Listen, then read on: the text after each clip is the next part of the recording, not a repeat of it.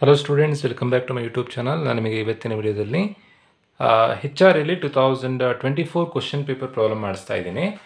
Question ಈ ಥರದಲ್ಲಿ ಕೊಟ್ಟಿದ್ದಾರೆ. From the following details of Nagaraj compute taxable HRA problem ಮಾಡಲಿಕ್ಕೆ ಕೊಟ್ಟಿದ್ದಾರೆ. ಒಂದಷ್ಟು ಇನ್ಫಾರ್ಮೇಷನ್ ಕೊಟ್ಟಿದ್ದಾರೆ. ಏನೇನು ಇನ್ಫಾರ್ಮೇಷನ್ ಕೊಟ್ಟಿದ್ದಾರೆ ಅಂತಂದರೆ ಬೇಸಿಕ್ ಸ್ಯಾಲ್ರಿ ಕೊಟ್ಟಿದ್ದಾರೆ, DA ಕೊಟ್ಟಿದ್ದಾರೆ, HRA ಕೊಟ್ಟಿದ್ದಾರೆ, ರೆಂಟ್ ಪೇಯ್ಡ್ ಕೊಟ್ಟಿದ್ದಾರೆ. ಸೊ ಇವಿಷ್ಟು ಇನ್ಫಾರ್ಮೇಷನ್ನ ನೋಡಿಕೊಂಡು ನೀವು ಟ್ಯಾಕ್ಸಬಲ್ HRAಯನ್ನು ಫೈಂಡ್ ಔಟ್ ಮಾಡಬೇಕು. ಆ್ಯಸ್ ಯೂಶುವಲ್ ಫಸ್ಟ್ ನಾವು ಆ್ಯಕ್ಚುಲ್ HRA ಬರ್ಕೊಳ್ಬೇಕು. ಆ್ಯಕ್ಚುಯಲ್ HRA ಬರ್ಕೊಳ್ಬೇಕಾದ್ರೆ ಒಂದು ವರ್ಷದ HRAಯನ್ನು ಬರೀಬೇಕು. ನೋಡಿ, ಈಗ house rent allowance per annum ಅಂತಲೇ ಕೊಟ್ಟಿದ್ದಾರೆ. ನಾನು ಪ್ರೀವಿಯಸ್ ಮಾಡಿಸಿರೋ ಪ್ರಾಬ್ಲಮ್ನಲ್ಲಿ ಪರ್ ಮಂತ್ ಅಂತ ಕೊಟ್ಟಿದ್ರು.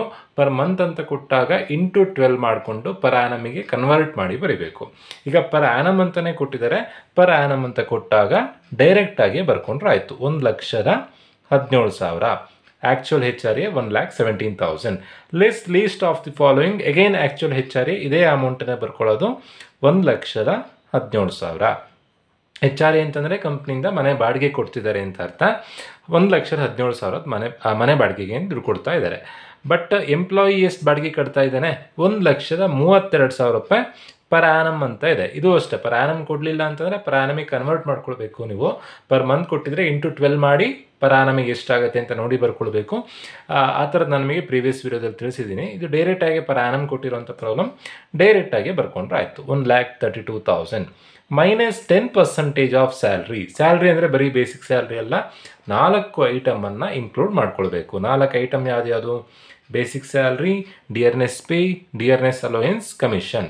ಬೇಸಿಕ್ ಸ್ಯಾಲ್ರಿ ಎಷ್ಟಿದೆ? ಈಗ ಒಂದು ವರ್ಷದ ಸ್ಯಾಲ್ರಿ ಪರ್ ಆ್ಯನಮ್ ಅಂತ ಕೊಟ್ಟಿದ್ದಾರೆ. ಪರ್ ಮಂತ್ ಕೊಟ್ಟರೆ ಇಂಟು 12 ಮಾಡ್ಕೊಳ್ಬೇಕಿತ್ತು.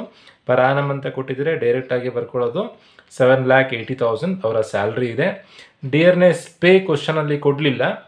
ಡಿಯರ್ನೆಸ್ ಅಲೋಯೆನ್ಸ್ ಕ್ವಶನಲ್ಲಿ ಕೊಟ್ಟಿದ್ದಾರೆ. ರಿಟೈರ್ಮೆಂಟ್ ಬೆನಿಫಿಟ್ ಅಂತ ಕೊಟ್ಟಿರಬೇಕು. Forming part of salary is nothing but retirement benefit. So DA ಕೂಡ ಕನ್ಸಿಡರ್ ಮಾಡಬೇಕು. 78,000 DA ಇದೆ. ಒಂದು ವೇಳೆ ಕ್ವಶನಲ್ಲಿ not forming part of salary ಅಂತ ಕೊಟ್ಟಿದ್ರೆ DAನ ಕನ್ಸಿಡರ್ ಮಾಡೋದು ಬೇಡ ಇತ್ತು. ಫಾರ್ಮಿಂಗ್ ಪಾರ್ಟ್ ಆಫ್ ಸ್ಯಾಲ್ರಿ ಅಂತ ಕೊಟ್ಟಿರೋದ್ರಿಂದ DA ಕನ್ಸಿಡರ್ ಮಾಡ್ತಾ ಇದ್ದೀವಿ.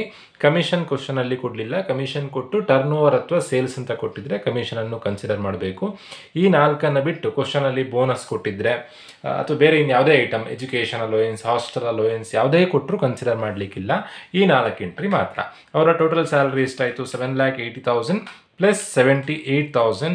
ಅವರ ಸ್ಯಾಲ್ರಿ ಎಷ್ಟಾಯಿತು ಅಂತಂದರೆ 8,58,000 ಆಯಿತು. 8,58,000. 7,80,000 ಪ್ಲಸ್ 78,000. 8,58,000 ಆಯಿತು. ಇದರಲ್ಲಿ ನಮಗೆ ಬೇಕಾಗಿರುವಂಥದ್ದು 10%. 8,58,000ಗೆ 10% ಮಾಡಿದಾಗ ಬರುವಂಥ ಆನ್ಸರ್ ಒಂದು 0 ಕಮ್ಮಿ ಆಗುತ್ತೆ. 85,800 ಆಗುತ್ತೆ.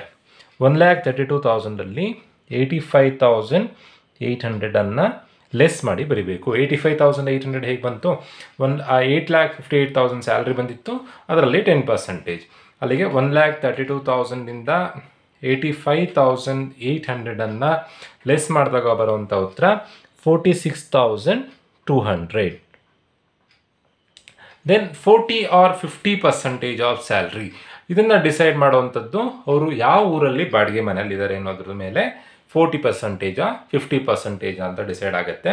ಮೆಟ್ರೋಪಾಲಿಟನ್ ಸಿಟೀಸ್ ಅಂದರೆ ಡೆಲ್ಲಿ, ಮುಂಬೈ, ಕೋಲ್ಕತ್ತಾ, ಚೆನ್ನೈ, ಈ 4 ಸಿಟಿಗಳಲ್ಲಿ ಅವರು ಏನಾದರೂ ವಾಸ ಮಾಡ್ತಾ ಇದ್ದಾರೆ ಬಾಡಿಗೆ ಮನೆಯಲ್ಲಿ, ನೀವು 50% ಕನ್ಸಿಡರ್ ಮಾಡಬೇಕು. Only for Delhi, Mumbai, Kolkata, Chennai. ಇಲ್ಲಿ ಕೊಟ್ಟಿರುವಂಥದ್ದು ಶಿವಮೊಗ್ಗ ಅಂತ ಕೊಟ್ಟಿದ್ದಾರೆ. ಸೊ ನೀವೀಗ 40% ಕನ್ಸಿಡರ್ ಮಾಡಬೇಕು. 40% ಆಫ್ ಸ್ಯಾಲ್ರಿ. ಸ್ಯಾಲ್ರಿ ಅಂದರೆ ಯಾವುದು? 8,58,000. 8,58,000ಗೆ 40% ಕ್ಯಾಲ್ಕುಲೇಟ್ ಮಾಡಿ ಬಂದಿರೋವಂಥ ಆನ್ಸರನ್ನು ಅಲ್ಲಿ ಬರ್ಕೊಳ್ಬೇಕು. 8,58,000ಗೆ 40% ಮಾಡಿದಾಗ ಬರೋವಂಥ ಆನ್ಸರ್ 3,43,200.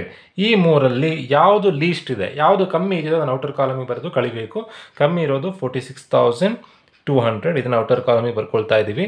ಕಳೆದಾಗ ಬರೋವಂಥ ಉತ್ತರ 1,17,000ದಲ್ಲಿ 46,200 ಕಳೆದಾಗ ಬರೋವಂಥದ್ದು 70,800. ಟ್ಯಾಕ್ಸಬಲ್ HRA ಎಷ್ಟು ಅಂತಂದರೆ 70,800. Very easy problem.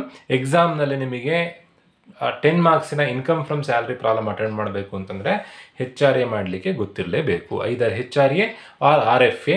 RFA ಅಂತಂದರೆ ರೆಂಟ್ ಫ್ರೀ ಅಕಮಡೇಷನ್. ಮನೆ ಬಾಡಿಗೆಗೆ ಅಂತ ಹೇಳಿ ದುಡ್ಡು ಕೊಡ್ತಾ ಇದ್ದರೆ ಅದಕ್ಕೆ ನಾವು HRA ಅಂತ ಅಂತೀವಿ.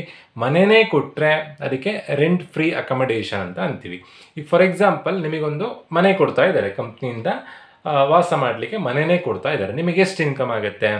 50 ಲಕ್ಷ ರೂಪಾಯಿ ಮನೆ ಕೊಟ್ಟರೆ 50 ಲಕ್ಷನೂ ಇನ್ಕಮ್ಮ ಅಲ್ಲ. ಕೆಲಸ ಬಿಟ್ಟು ಹೋಗೋಷ್ಟೊತ್ತಿಗೆ ಆ ಮನೆಯನ್ನು ಹ್ಯಾಂಡ್ ಓವರ್ ಮಾಡಿ ಹೋಗಬೇಕು. ಮನೆಯನ್ನು ನೀವು ತೊಗೊಂಡು ಹೋಗ್ಲಿಕ್ಕಾಗಲ್ಲ, ಅಥವಾ ಆ ಮನೆಯಲ್ಲಿ ಪರ್ಮನೆಂಟಾಗಿ ನೀವೇ ಇರಲಿಕ್ಕಾಗಲ್ಲ. ಹಾಗಾದರೆ ನಿಮಗೆ ಎಷ್ಟು ಇನ್ಕಮ್, ಅದನ್ನು ಕ್ಯಾಲ್ಕುಲೇಟ್ ಮಾಡುವಂಥದ್ದೇ RFA, ರೆಂಟ್ ಫ್ರೀ ಅಕಮಡೇಷನ್. ಒಂದು HRA ಕೊಡ್ತಾರೆ, ಇಲ್ಲ RFA ಕೊಡ್ತಾರೆ ಎಕ್ಸಾಮ್ನಲ್ಲಿ. ಅಂದರೆ 10 ಮಾರ್ಕ್ಸಿನ ಇನ್ಕಮ್ ಫ್ರಮ್ ಸ್ಯಾಲ್ರಿ ಪ್ರಾಬ್ಲಮ್ ಕೊಟ್ಟಾಗ. ಸೊ ಇವೆರಡನ್ನ ಕಲ್ತ್ಕೊಂಡ್ರೆ ನಿಮಗೆ 10 ಮಾರ್ಕ್ಸಿನ ಪ್ರಾಬ್ಲಮನ್ನು ಈಸಿಯಾಗಿ ಅಟೆಂಡ್ ಮಾಡ್ಬೋದು. ಸೊ ಹಾಗಾಗಿ HRA RFA ಕಲಿಯಲೇಬೇಕು. ಹೋಪ್ RFA ಪ್ರಾಬ್ಲಮನ್ನು ನಾನು ನಿಮಗೆ ಮುಂದಿನ ವಿಡಿಯೋದಲ್ಲಿ ತಿಳಿಸ್ಕೊಡ್ತೀನಿ. ಹೋಪ್ ಎಲ್ರಿಗೂ HRA ಪ್ರಾಬ್ಲಮ್ ಅರ್ಥ ಆಗಿದೆ ಅಂತ ಅಂದ್ಕೊಳ್ತಾ ವಿಡಿಯೋ ಮುಗಿಸ್ತಾ ಇದ್ದೀನಿ. Thank you.